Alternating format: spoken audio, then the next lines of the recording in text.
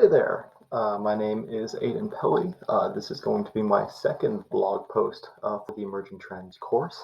Today we are going to be continuing to cover some of the information about the TensorFlow machine learning algorithms that Google provides in some of the software, along with using their Google Code Laboratory right here, which allows you to host Python in your browser and then run it on Google Server, which is great because my computer is certainly not capable of running all the information needed for machine learning. So last time we did a video, we went over the basics of machine learning, vectors, tensors, what have you, and essentially how all of these technologies work in order to create a very, very basic linear regression algorithm.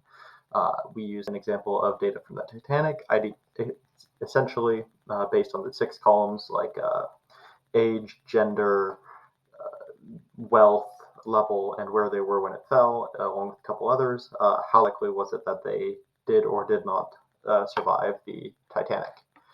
And that's called a very basic linear regression algorithm, essentially. It's very straightforward. It just takes the inputs and then predicts an output. This time we're going to be doing something a little bit different. We're going to be doing what people call the quintessential kind of thing that really comes to people's minds whenever they think about AI or machine learning, which is going to be a neural network. You'll see neural networks used a lot of the time for a lot of different things, if we're being honest. You'll see them being used in Twitter for some of their chatbots. They tried to implement one ages ago, but people were screwing with it and had to remove it. I know Google uses it all the time for like half of its technology. But ours is going to be a fairly straightforward one in comparison. A lot of those can be like recursive and run over itself and run over its own data and train itself over and over again. We're going to keep it very simple with the basic run from start to end with an iterative neural network, essentially. And this time we're going to be using images instead of just raw data last time, because images can be a lot more fun and a lot of people can see how useful that can be pretty much straight away.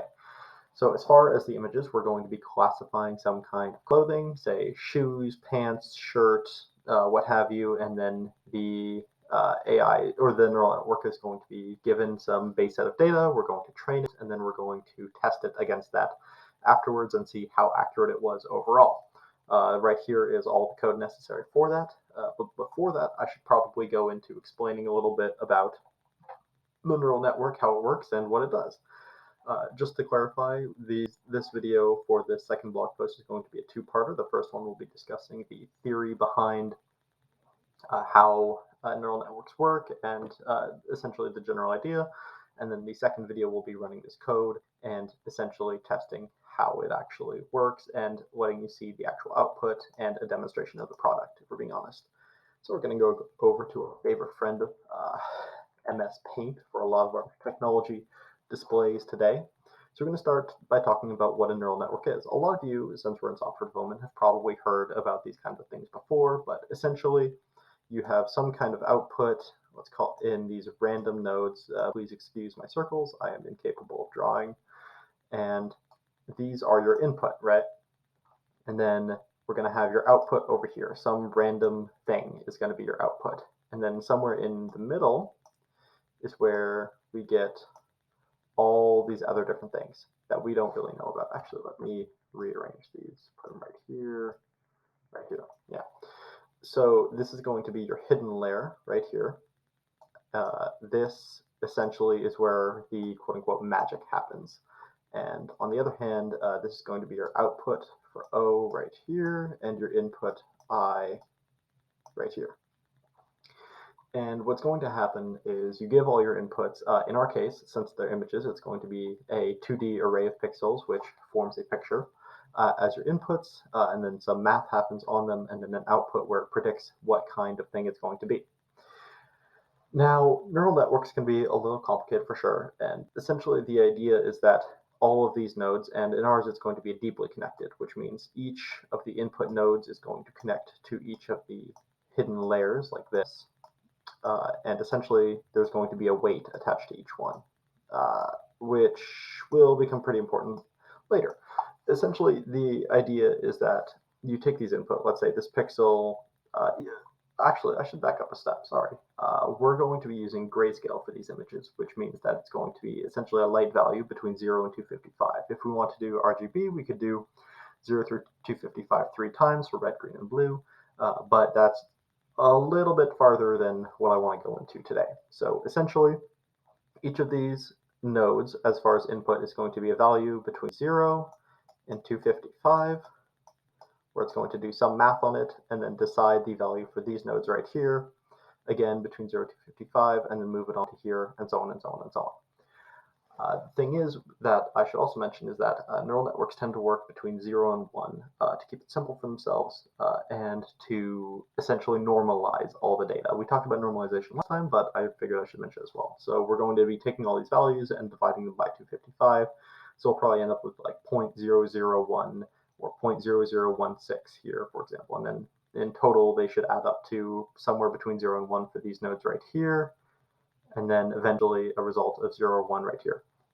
So going back from the images, let's take an easier example for a second. Let's say hypothetically you have 4 sets of pixels, all right? You got a pixel here, here, here, and here. So a little square essentially. And based on these, we want to determine if that square is red or blue. Okay, so R or B is our output. In this case, that would be a 0 or a 1 because, like I said, normalization, everything has to be defined as a 0 or 1 for our output. I should probably connect both of these as well. So the really big point is that when you take these inputs, they're going to be calculated into these nodes and then mashed together and then so on and so on and so on. And the idea is that as the algorithm goes through, essentially, let's take an idea. You have 10,000 of these little squares, right? And you already know what exactly each one is going to be. If we take half of those, say 5,000, where we already know the outputs, and we input into this algorithm, the idea is that we input them right here as our 4 nodes, right? The algorithm tries to do some math on them right here and then predict an output. And depending on if it's right or wrong, it's going to adjust itself on the inside, essentially a learning algorithm, a neural network. The idea is that each one of these little lines that connect the input nodes to the hidden nodes to the output nodes have a weight, W. That determines how much value they need to place on these nodes for each one. Let's say if the top left is always red, then the whole thing is always going to be red. Then if this were to be the top left, you'd want to assign a very high weight, since we know that determines most of what the rest is going to be. If the bottom right can change randomly and doesn't really affect the rest of the image, then we would want to assign a low weight to this one, since we know that it doesn't really affect things as much. And essentially, when we take that math, 0 through 1 for each of these, we then have to calculate what the value of the hidden layer nodes are going to be. And for that, we use this formula. I apologize again, this one's going to be a little bit more math than theoretical. We use the formula from 0 to I. It's a summation formula, 0 to I, where we take n of I times w of I plus b. And I will talk about b in just a second. The idea is that the algorithm, when it goes through, will be able to adjust the weights each time in order to determine which thing matters the most in order to find an optimal output. Essentially, it's going to iterate through and take the value of each of these nodes and then multiply it by its weight and then add them all together for each one that's connected to this, for example. So it would be n plus this w plus this w, and then n plus this w, and then n plus this w to determine this new node. And then for our final one, it's going to be the same thing, where it takes n plus this w, and then n plus this w to determine its final output, which is somewhere between 0 and 1. Now B. B stands for bias. Essentially, on each layer, there's going to be a specific extra node that connects to everything, and this is our bias node. It just gives the algorithm one more thing where it's going to be able to adjust, essentially adding a preset level of weight to this node. And since it's a constant, we don't need to add it over and over again, and that's why it's just bias without an I. So essentially, if we want to get the value of this node, we'll add up all 4 of these nodes and then plus the bias, and then if we want to get say this node, we'd add these 2 nodes times their weights plus the bias. And that's how you kind of get your output. And let's say hypothetically that it was like a red, green, red, and blue. You might get something like 0.75 as your output, as in that is closer to blue than it is to red. And I misspoke. It should have been, say, 0.25 because two were red and then two were not red. So it should be somewhere in between these, but leaning more to red than blue because green doesn't matter. So 66% chance of being red overall, essentially. Now, the idea is that the neural network is going to need some kind of way to be able to actually translate all this into a result and then measure that result and figure out how good or bad of a result that is. So we've already covered biases, and then we're going to cover next part, which is going to be a loss function. There's this thing, there's this algorithm, there's actually dozens of these algorithms called loss functions that will determine, essentially, based on this, how close the neural network was. And it's going to apply itself to this and then determine that closeness. And then the idea is that the neural network is trying to optimize the loss function, get it as low as possible, and get their answer as close as possible to being the correct image or the correct color in this case, either red or blue. And then using that, there's another thing called an optimizer algorithm. I'm not really going to go in depth about what they do or how they work. It can get pretty complicated, a lot of different math that's not super related to this. Essentially, an optimizer algorithm allows the mechanism for the neural network to readjust these things and get as close as possible to the loss algorithm as possible. So those are going to be our two algorithms that are going to be implemented on the neural network in order to train it against the training data and get as close as possible to the correct result at the end.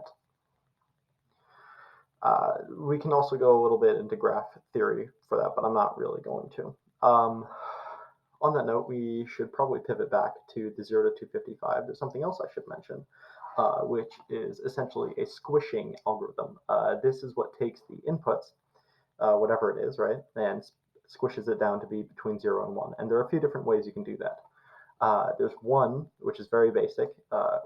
The graph kind of looks like this, where anything that's negative on the x-plane is just going to be treated as 0, and anything above that is just going to be shot up in a linear fashion all the way up to 1. And although there's others that are generally more preferred, for example, there's tan of h, which kind of looks like this, where everything that is negative becomes very, very close to 0, everything that's positive becomes very, very close to 1, and then in between 0 and 1 is where most things end up tending to lie, right here, essentially. And then there's another one called the sigmoid function, which is similar to a graph, but similar to the tan function, but with a little bit nicer of a curve between 0 and 1, rather than the sharpness that is normally tan, like that. It's MS Paint, so not the greatest example, but it is what it is. And in the next example, we are going to be covering exactly what all that math means and how we can use that in order to train our data set and build a neural network that can predict images.